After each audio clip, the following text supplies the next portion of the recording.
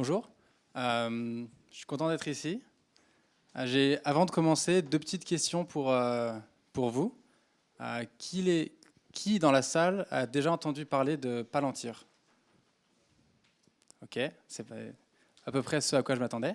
Et la deuxième question, qui peut me dire précisément ce que fait Palantir? Voilà, il n'y a aucune main levée, très bien. Donc c'est en partie pour ça que si une main, très bien. C'est en partie pour ça que j'ai accepté l'invitation de Mathilde, que je remercie par ailleurs, de venir parler à Data Job Défense.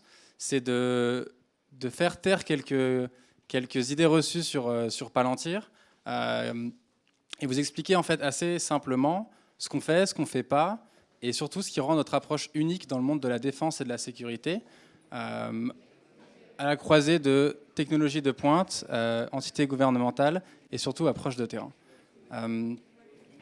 Donc moi, je suis Julien Modet, déploiement stratégiste chez Palantir, et je vais vous raconter donc tout ça à travers mon propre parcours depuis 2015, où j'ai rencontré Palantir sur le forum de recrutement de l'école polytechnique jusqu'à aujourd'hui. Donc déjà, avant de partir sur cette histoire, Palantir, qu'est-ce que c'est, qu'est-ce que ce n'est pas? C'est très simple. C'est une entreprise logicielle créative créée en 2004 à Palo Alto, en Californie. Aujourd'hui, on est présent dans le monde entier. On est déployé chez un peu plus d'une trentaine de partenaires gouvernementaux et chez beaucoup de clients commerciaux comme Airbus ou Merck, Ferrari. Mais ce n'est pas forcément de ça dont je vais parler aujourd'hui. Je vais me focaliser sur la défense et la sécurité. Qu'est-ce qu'on fait? On développe et déploie deux plateformes d'intégration, de gestion et d'analyse de données qui s'appellent Palantir Gotham et Palantir Foundry, qui permettent aux clients, aux partenaires, une fois que la plateforme est déployée, une fois qu'ils sont capables de l'opérer, d'être autonomes et de tirer le meilleur parti de tous leurs processus de décision qui sont liés à la donnée. Ce qu'on ne fait pas et ce qu'on n'est pas, on ne collecte pas de données, on ne commercialise pas de données et on ne stocke pas de données. Alors, Palantir, moi, comment est-ce que je me suis retrouvé chez eux? Je suis rentré en 2013 à l'école polytechnique et j'ai eu la chance de partir pendant un an au sein des forces armées françaises. Donc j'ai passé 4 mois à Saint-Cyr en formation d'officier, puis à peu près 7 mois déployé au sein des hélicoptères des forces spéciales à Pau. Et là, j'ai pris une petite claque en sortant de classe prépa, parce que moi, je pensais, voilà, après la prépa, savoir tout faire, etc. Et en fait, j'étais face à des individus d'exception qui étaient au service de leur pays, qui étaient excellents dans leur domaine et qui avaient fait le choix de beaucoup de sacrifices. Et donc c'est bref, à l'issue de cette année-là que je me suis dit que j'avais aussi envie, à un moment dans mon parcours professionnel, d'intégrer cette dimension-là dans ce que j'allais faire. Ensuite, en 2015, c'est là que je les ai rencontrés au forum de l'X. Et en fait, ce qui est assez bizarre, c'est que j'avais à la base pas forcément l'idée, je ne savais même pas ce que c'était Palantir. Et je me suis baladé entre les stands et là j'ai vu qu'il y avait une entreprise qui avait des t-shirts assez sympas avec un slogan qui s'appelle Who Dares. Il disait Dare to Adventure.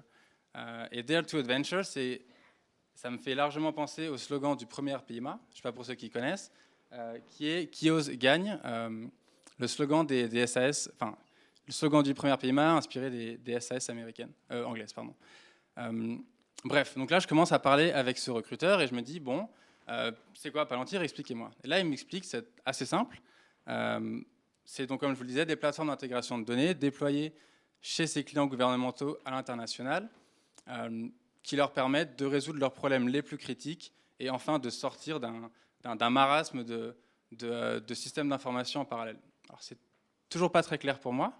Et donc, je lui demande de me donner un exemple. Et là, il me parle d'un exemple chez un partenaire européen. Il dit c'est très simple, avant Palantir, si on prend l'exemple d'un enquêteur, un enquêteur de police, on a 15 systèmes d'information qui sont parallèles, 15 interfaces différentes, et l'enquêteur dans son travail de tous les jours, il va en fait, si on lui demande par exemple qu'est-ce qu'on sait sur Julien Modet, il va aller dans chacun de ces systèmes, il va aller taper Julien Modet, récupérer les informations, les coller dans un document Word ou dans une note, il va faire ça 15 fois. Et en fait, il va être incapable de poser la deuxième question, il va perdre beaucoup de temps. Et tout ça, bien sûr, avec des failles de sécurité évidentes entre chacun de ces systèmes. une fois que Palantir est déployé chez ce client, il va pouvoir maintenant bénéficier d'une seule interface qui communique avec une seule source de données parce qu'on a intégré toutes les données en amont. Et on a un contrôle de sécurité et d'accès de la donnée. On a des outils de collaboration au sein de la plateforme qui vont lui permettre, en fait, non plus de passer 80% du temps à récupérer ces données, les trier, les nettoyer, puis 20% du temps à les analyser. Mais en fait, on va inverser ce paradigme. L'enquêteur, il va passer 20% du temps à collecter la donnée et 80% du temps, il va pouvoir se concentrer sur le travail d'enquête, le travail à haute valeur ajoutée, qui est à la base ce pourquoi il a été recruté. Donc ça me parle bien. Je me dis, bah, ça a l'air pas mal, peut-être que je pourrais aller bosser chez Palantir. Et donc là, je demande quand même, mais concrètement, ça c'est un peu le résultat final, c'est ce qu'on désire. Quelles sont les étapes en fait entre un début de partenariat, donc un partenaire qui identifie, bah, j'ai des problèmes, j'arrive pas à gérer toutes mes données, mes enquêteurs, mes analystes sur le terrain passent tout leur temps à trier la donnée. Comment est-ce qu'on arrive, quelles sont les grandes étapes? Donc là, il m'explique que ça se passe c'est tout un voyage, entre guillemets. La première étape, chez le partenaire, ça va être d'installer nos plateformes, ou notre plateforme sur leur serveur, de les faire tourner. Donc là, on est en partenariat avec les équipes techniques du client. Ensuite, on va intégrer toutes les sources de données qui sont actuellement dans les silos. Ça, c'est un travail qu'on mène de façon jointe avec le partenaire parce qu'il faut les modéliser, ces données, il faut les nettoyer, il faut définir toutes les étapes de processing pour à la fin arriver, donc ça c'est le niveau 1, à ce qu'on appelle la fondation de données, à partir de laquelle on va pouvoir commencer à engager les utilisateurs finaux. Donc dans le cas de la police, par exemple, ça va être avec des analystes, avec des policiers de terrain, avec des enquêteurs, pour essayer de comprendre leur processus métier. Et ça, c'est vraiment le rôle de l'ingénieur déployé. C'est en fait de s'asseoir à côté d'un enquêteur pendant toute une journée et d'essayer de comprendre qu'est-ce que vous faites, quelles sont les questions que vous essayez de poser à vos données, quels sont vos défis, quels sont vos challenges, pour ensuite intégrer et traduire ces processus métiers dans l'application de Palantir avec la configuration de certaines briques logicielles, le développement, s'il faut, pour le client, de briques logicielles dédiées, pour ensuite, dans une étape suivante, intégrer et ramener tous les utilisateurs du client dans la plateforme pour avoir un effet de réseau. Et au lieu on passe de 15 systèmes de copier-coller de Word envoyés par mail, etc., à tous ces enquêteurs qui sont dans la même plateforme, qui peuvent collaborer en live, etc. Donc voilà à peu près ce qu'on fait, de façon assez simple. Et donc là, moi, le recruteur qui m'explique tout ça, ça me convainc et je me dis, je vais rentrer chez Palantir. Fast forward 2017, donc 2 ans après, je rentre chez Palantir et ma première mission, c'est au Danemark. Et alors, avant de partir là-dessus, j'ai pris 2 exemples de missions auxquelles j'ai participé, une au Danemark, une aux États-Unis, pour, en plus de ce que j'espère avoir déjà aidé à clarifier un petit peu sur ce que fait, entre guillemets, Palantir à la base, vous montrer un petit peu 2 exemples qui nous rendent uniques dans le domaine de la sécurité et ensuite dans le domaine de la défense. Donc au Danemark, qu'est-ce qu'on fait? C'est assez simple, la police danoise tourne sur Palantir. C'est-à-dire qu'il y a 15 000 policiers, que ce soit des policiers de terrain, donc dans des patrouilles, que ce soit des analystes, que ce soit des enquêteurs qui font de la lutte contre la criminalité organisée.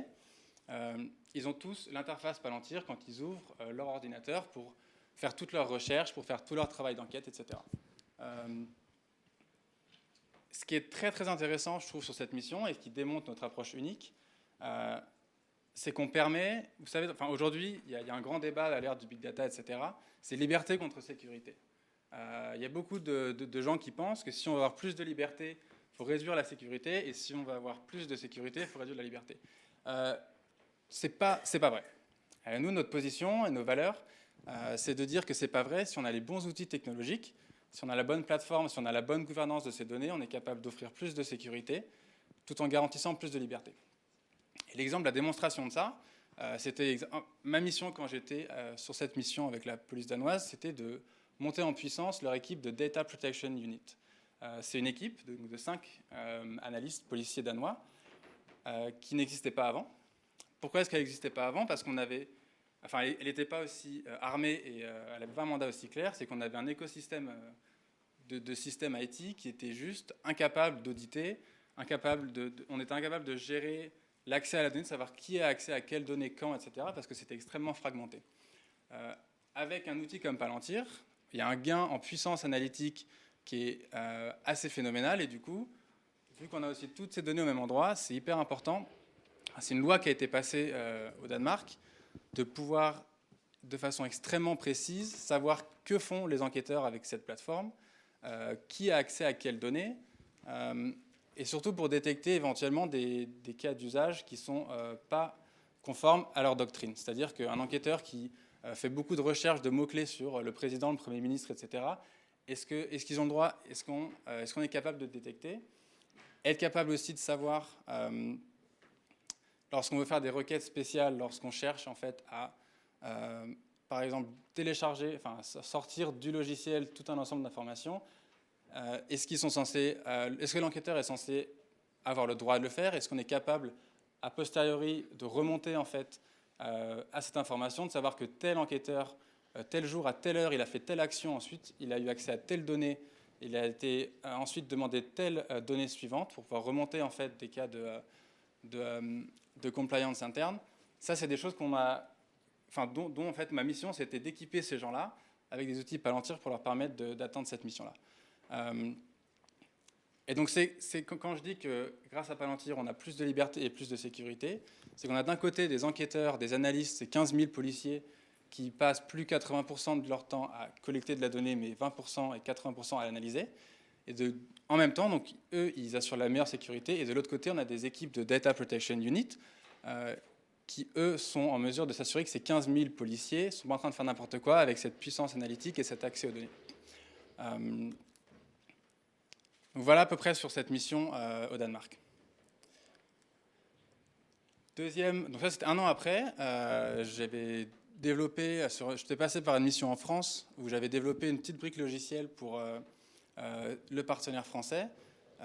Cette brique logicielle, qui n'était pas forcément confidentielle défense ou quoi, elle intéressait en fait une autre mission qui n'était pas encore, un contrat qu'on n'avait pas encore signé, qui s'appelle le DCGS, qui est juste ici, qu'on a depuis gagné, qui est un assez gros contrat.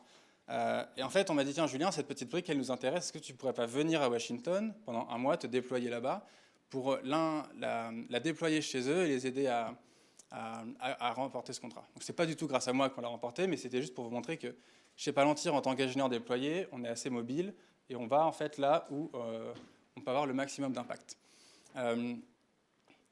Donc c'était ma première mission dans le monde de la défense, c'est Data Job Défense je crois, donc c'est assez pertinent. Ce contrat il est assez intéressant pour deux raisons. La première c'est que on a démontré que les plateformes d'investigation, les plateformes d'intelligence, c'était pas suffisant dans le monde de la défense. C'était extrêmement pertinent lorsqu'on arrivait à les relier au monde de l'opération et au terrain. Donc ça, c'est ce que je vous expliquerai. Mais avant ça, ce qui est aussi très intéressant, c'est que c'est la première fois qu'une entreprise issue de la Silicon Valley décroche un programme of record au sein du département de défense américain. Comment ça s'est passé?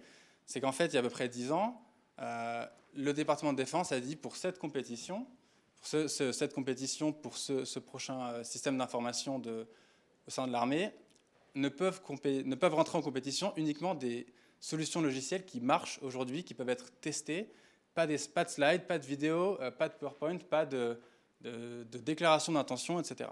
C'est-à-dire qu'avant même d'avoir signé avec Palantir sur ce contrat, on a passé un an avec donc des soldats déployés, des soldats dans leur QG, au Pentagone, etc., à tester. Ils ont testé nos solutions logicielles de A à Z, du plafond jusqu'au sol.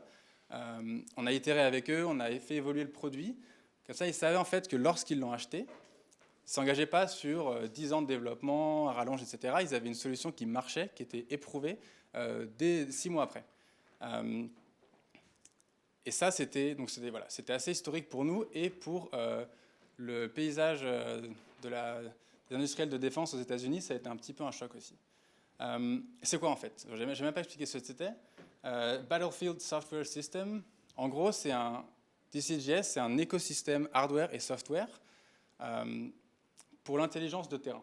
C'est-à-dire qu'on a d'un côté, et c'est un peu le même paradigme que sur la mission au Danemark, on a tout un ensemble d'analystes, d'officiers de renseignement militaire qui possèdent la plateforme Palantir pour faire tout leur travail d'enquête, leur travail de création, de renseignement, d'analyse, à partir de données historiques issues du terrain et de leurs données sources, de leurs données capteurs, etc. Et en fait, dans le même écosystème, donc sur la même plateforme, avec le même modèle de données, avec le même modèle de sécurité de la donnée, et avec les mêmes outils de collaboration, donc on est vraiment en live, on a des militaires de terrain qui sont dans leur cage, qui sont dans leurs véhicules légers, qui sont sur leur base avancée, et qui vont pouvoir en fait consommer les rapports d'intelligence qui sont produits dans la même plateforme, mais à des milliers de kilomètres. Peut-être qu'eux, ils sont en Afghanistan, les autres, ils sont à Washington. Ils vont pouvoir échanger du renseignement de façon quasiment live et en s'assurant que la donnée n'a pas été touchée, il n'y a pas eu de faille de sécurité dans les échanges. Ce qui est aussi intéressant, c'est que ces ordinateurs portables durcis peuvent opérer en conditions dégradées, c'est-à-dire que si pour des raisons de sécurité, ces deux soldats ne peuvent pas émettre ou recevoir de signaux électromagnétiques pour se synchroniser, soit par satellite, soit par une connexion classique avec les serveurs à la base, ils peuvent très bien en fait embarquer, télécharger entre guillemets un dump de la base sur la zone qui les intéresse, renseigner toutes leurs informations en étant complètement coupés de tout réseau. Et lorsqu'ils vont pouvoir enfin récupérer de la connexion, il va falloir y avoir une synchronisation automatisée pour que les gens qui sont à Washington, en une seconde, ils récupèrent en fait toute l'information que ce duo ou cette section a passé à récolter sur le terrain pendant, je ne sais pas, peut-être un mois. Voilà, ça c'est quelque chose qui rend l'approche assez unique et qui permet des gains en fait opérationnels assez démentiels quand on imagine l'échelle de l'armée américaine, sa complexité, etc. C'est tout pour moi.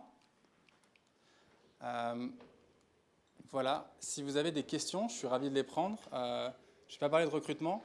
On a ouvert un bureau à Paris il y a quand même pas mal de temps. On vient de déménager, on cherche beaucoup de profils, principalement des profils techniques, donc développeurs informatiques, et des profils un petit peu plus, toujours techniques, mais un petit peu plus proches du client.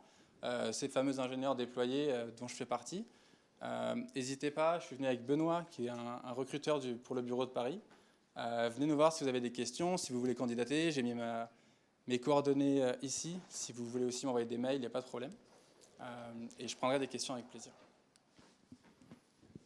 Toutes les données que vous collectez et que vous traitez en temps réel, elles sont stockées où du coup? Alors, elles sont stockées chez le client sur ses propres serveurs. C'est la différence qu'on fait. C'est-à-dire que Palantir arrive juste avec une boîte à outils, avec la plateforme qui va venir vous permettre d'analyser les données, mais c'est le client qui se sert de sa plateforme pour traiter ses propres données sur son propre réseau, coupé d'Internet, crypté, etc. Ça, c'est une confusion, un amalgame qui est souvent fait, mais c'est fondamental. Ok, donc vous n'avez pas accès aux données, vous n'avez pas accès aux données de votre côté en fait. C'est vraiment la plateforme. Vous donnez accès juste à la plateforme, vous. Exactement. Ok. Exactement. Vous avez surtout donné des exemples de contrats publics.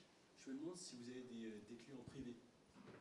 Tout à fait. Alors, par contrat privé, avec des entreprises commerciales classiques, etc. Énormément. C'est même aujourd'hui. Donc, en fait, pour revenir un petit peu sur l'histoire de Palantir, on a commencé, donc après les attentats du 11 septembre, avec les agences américaines de lutte antiterroriste, parce qu'ils avaient ce problème-là d'avoir des silos d'informations et être incapables de connecter ces informations entre elles. On est passé de là à différents secteurs gouvernementaux américains, puis à l'Europe, et on s'est rendu compte, mais attends, ces problèmes-là d'information en silo et d'incapacité d'intercorrélation, etc., c'est largement applicable dans le domaine d'entreprises privées. Et on a du coup une autre plateforme qui n'est pas forcément Gotham, qui s'appelle Foundry, qui est plus récente, qui permet en fait d'embrasser des cas d'usage beaucoup plus larges. C'est notamment celle qui est déployée chez Airbus, chez Ferrari, chez Merck, chez BP, etc. On a de plus en plus de clients sur ce secteur-là. C'est un marché beaucoup plus vaste, beaucoup plus concurrentiel aussi. Mais on a aussi de très belles réussites. Je vous invite à regarder, taper sur Internet le partenariat avec Airbus qui a donné, lui, en fait, toute une offre de leur part qui s'appelle Skywise, qui est assez démentielle.